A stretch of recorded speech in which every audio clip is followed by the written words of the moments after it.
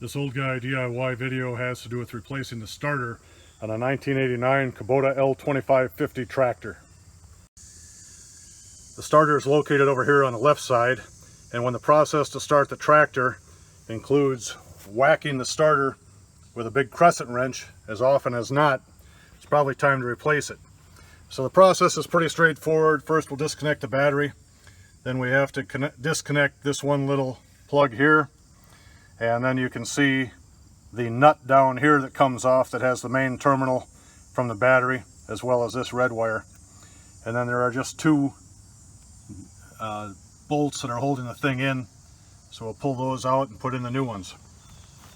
Here's what the new unit looks like. So we have to plug a part into here. We put two wires onto this little deal, and then you can see the two spots that will receive bolts to mount it to the tractor. So I expect this will take about 20 minutes.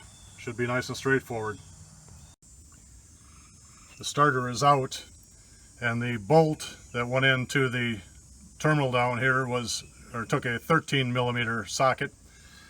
And you see this one has a stud on top, then a bolt was on the bottom, so there was a nut up here on top and a bolt there on the bottom. Those parts are laying right there, and they require a 14mm socket to remove them. After I installed this, I went to work on another project, so it's just before dusk.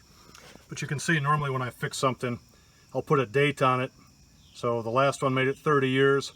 Hopefully whoever got this tractor after I died will know that this thing was replaced on September of 2021. And now we'll fire it up.